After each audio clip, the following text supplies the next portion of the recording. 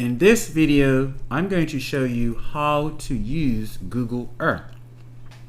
To begin, I open Google Chrome, my Google Chrome browser, and in the top right corner, I'm going to the 9 dots with Google Apps, and then I'm going to scroll down and look for Earth,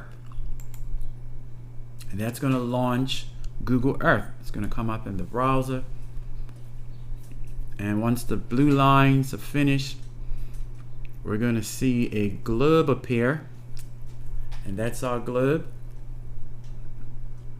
That's to zoom out on this globe.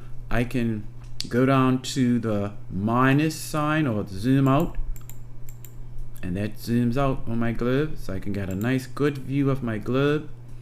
And I can also move the globe around if I just put the mouse on the globe and turn it to the left, to the right, up, and down.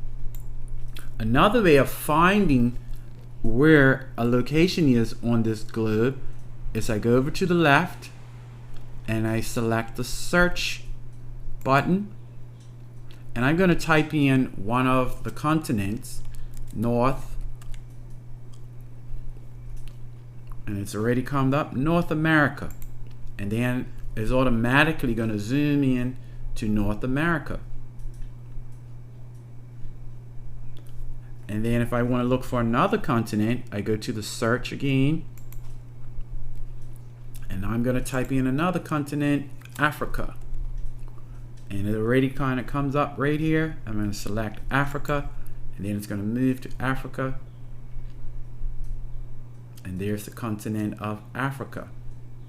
On the right hand side, if I select this, it will take me to Africa and help me to learn more about Africa.